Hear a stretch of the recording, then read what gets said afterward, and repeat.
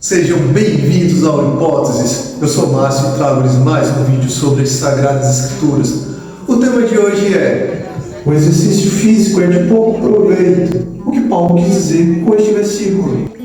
Eu espero que o Senhor Jesus Cristo, que o Espírito Santo, que o nosso Deus Pai esteja presente nessa obra e em nossos corações. Fiquem comigo aqui no Hipóteses.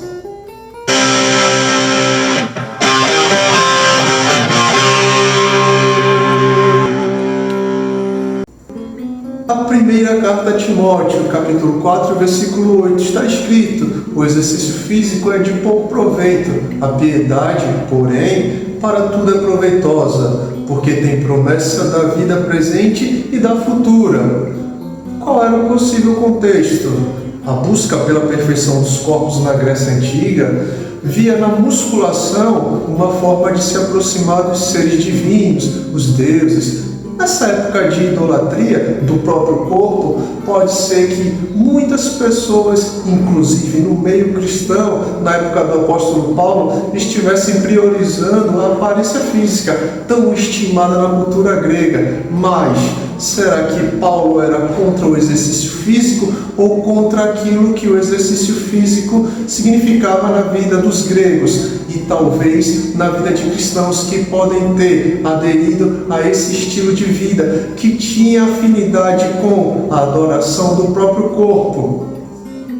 Paulo e a atividade física. Observem algumas passagens que revelam um lado pouco conhecido de Paulo. Atos 27, 43 e 44. Está escrito que Paulo precisou nadar para salvar a sua vida. O navio em que ele e mais de 270 pessoas estavam afundou e precisaram nadar até a praia. O apóstolo Paulo estava dentro do mar nadando por sua vida. Foi Paulo quem deu a ideia de nadar até a praia, e quem não sabia flutuaria. Se ele não soubesse nadar, certamente não teria tanta confiança que os homens e ele poderiam chegar a salvos.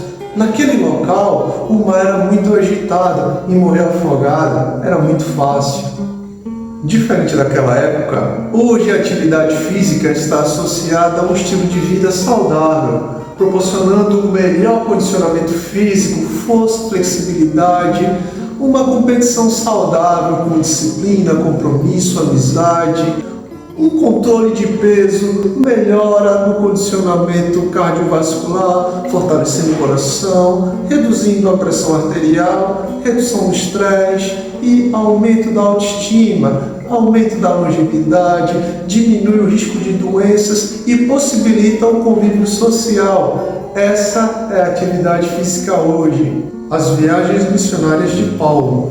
O apóstolo Paulo realizou muitas viagens missionárias. No livro de Atos dos Apóstolos contém vários desses registros. Paulo percorreu diversas cidades de vários países. Quando não estava viajando de navio, ele estava percorrendo longas distâncias a pé. Seu condicionamento físico era de um atleta. Paulo, em sua segunda viagem missionária, percorreu milhares de quilômetros a pé e em outra saiu de Israel em direção a Roma. Durante essa viagem, uma grande parte da jornada foi concluída a pé. Alguém sem um excelente preparo físico jamais concluiria tamanha façanha. Paulo, o náufrago. Na segunda carta aos Coríntios, capítulo 11, versículo 25, Paulo conta: 3 vezes sofri naufrágio. Passei uma noite e um dia exposto à fúria do mar. Sem dúvida, Paulo é um sobrevivente. Sofrer 3 naufrágios é algo aterrorizante.